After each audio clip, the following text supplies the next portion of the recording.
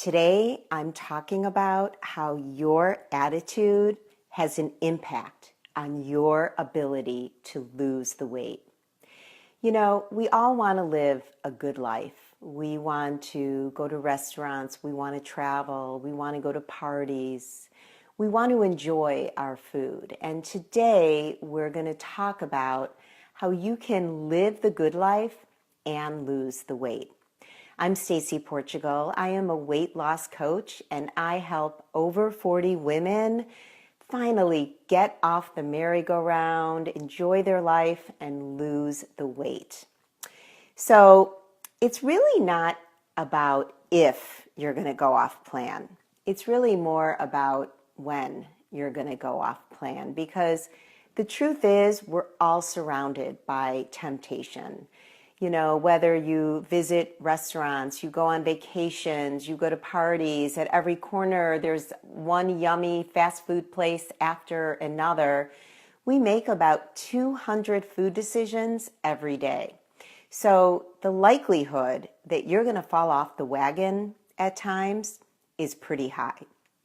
So let's really talk about how limiting beliefs affect our behavior. So it's really all in the attitude. A mindset can be helpful or it can be limiting. And when you shift away from limiting beliefs, it really opens the doors to possibilities. So these kind of this way of thinking, these sorts of attitudes are really more of a pattern of approach that you might have, just your general attitude about relationships, events, people, and they may just kind of rear their ugly heads at times that you may not even be aware of. Also, this pattern of behavior, this attitude that's kind of in your head, it might just be like a script that's on constant, play. It just keeps going in your head. And so we really have to think about, are these ways of thinking helpful for us? Are they helping us to get to our goal? But also, you have to kind of question them. So here's just some examples of some inbred attitudes that we all have, that I see all the time. People say, oh, I'm going on a cruise. You know how much food there is on a cruise. I mean, of course I'm going to gain weight. Or similarly, when it's the holidays and people are like, oh, it's the holidays. What's the average weight gain? About 5 pounds? Yeah, I'll probably gain about 5 pounds.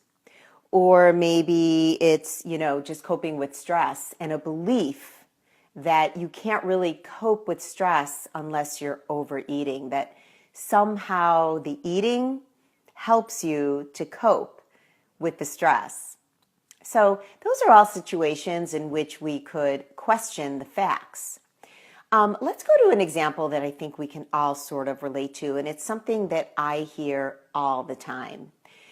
Let's say you're at a restaurant and you just find yourself diving into the breadbasket, and before you know it, you ate the whole thing, or you overate, whatever it was. Maybe you were busy being social, having a cocktail, or maybe you just came to the restaurant, you were really hungry. So it was hard to surpass the temptation of the breadbasket. So here we're trying to prevent a slip up from turning into an avalanche. So yeah, slip up happened, you ate more than you planned on eating. And you might have two different thought patterns going on. It could be one or the other, it could be both, it could be something else. But a common one in that situation is the all or nothing thinking. So when we think about all or nothing thinking, it's really just a pattern that we have. It's how we tend to approach that situation. I overate, what the hell, I'm just going to have another cocktail, I'll go for the hamburger and fries, and then maybe I'll finish with a little dessert. What the hell, I'm off program anyway.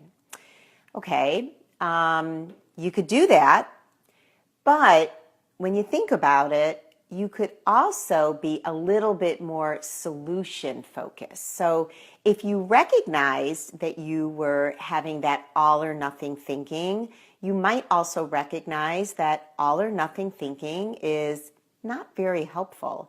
And it might actually, if you're doing it too often, it might be sabotaging your efforts and keeping you from your goals. So instead, if you recognize that all or nothing thinking, you might want to just be a little bit more solution focused. And this can open up the possibilities. So you might say to yourself, okay, wait a second. I had too much bread. No big deal. I was hungry, or hey, that bread was really damn good and I really enjoyed it. Now let me just think about how can I sort of rescue the evening? Maybe I'm going to order fish for dinner and just lay off any more cocktails or dessert just to kind of make up for it. Or I was planning on a baked potato. Maybe I'll let go of the baked potatoes since I've had so much bread. So do you see how it can be just a complete shift in your thinking? Instead of having that all or nothing thinking, all of a sudden it opens you up to the possibilities of being able to rescue the evening. And here your efforts are not going, just blown to hell because you turned a little slip up into an avalanche. Another pattern of thinking that you might notice if you've indeed dove into the breadbasket is sort of that negative banter. And we all have talk in our head all the time. So our minds are just a constant running dialogue. And sometimes there's a gremlin up there. So if you've just dove into the breadbasket, you might, if you listened really hard, and I mean really hard, because sometimes even the all or nothing thinking or the gremlin inside your head, they're really not at the surface. So we're going to kind of dive in how to hear yourself think a little more deeply when we do our attitude adjustment week next week.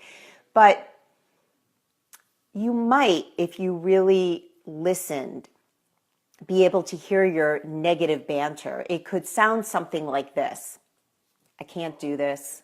I screw it up every time. I start great in the morning and I screw it up at night all the time. I just can't do this. It's too hard. It's easier for everybody else. It's too difficult for me. I'm just going to be fat. Now, maybe we're not quite that hard on ourselves, or maybe we are. Maybe if you just listened, you may not hear a voice, maybe you're hearing a feeling. But that kind of banter is what we call a limiting belief. So you really have to kind of question yourself. You have to say to yourself, well, wait a second. Is that true? Do I screw up every day? And if so, why am I not more on top of this? I need to be figuring out what's going wrong. Or is it true that everybody else gets to their goal except me? What about that 20 pounds that I've already lost? So really being able to intercept that script in your head and change the ending to something like, is it true? Do I need to reframe what I'm saying? Do I need to say, hey, I've lost 20 pounds. I've done a really good job. Okay, it's a slip up. I'll figure it out. And then all of a sudden, you're just shifting to a more problem-solving state of mind. So thinking about how we can live the good life and also reach our goals is really also thinking about how do my attitudes, how do my patterns of approach, my way of thinking, how does my mindset or that script in my head, those gremlins that seem to come out, how can I take better control of that? How can I be more aware of it and change so that I am more solution focused, so that I am open to the possibilities and I can get to my goals? So we're going to do an attitude adjustment week next week, and I'm going to be delivering exclusive content right to your inbox. So if you're interested, you can just go to my website and click on Join the Challenge, or I will leave the link in the comments section. So I want to invite you all in because I think it's going to be a lot of fun. And I'm going to sort of break it down for you so that you have a good understanding of how our attitude might need to be adjusted in order to really reach our goals and how they can impact our success and how they can be sabotaging or they can be helpful. So we're going to take a deeper dive next week. Go ahead and just sign up. I'll put the link right after I get off live, or you can just go to my website, stacyportugal.com, and just click on Join the Challenge. Have a great evening, everyone. It's always fun spending the evenings with you. I hope this was helpful for you. And if you enjoyed it, tag a friend. I'd love to share it with others. So we'll talk to you soon. Make it a great evening.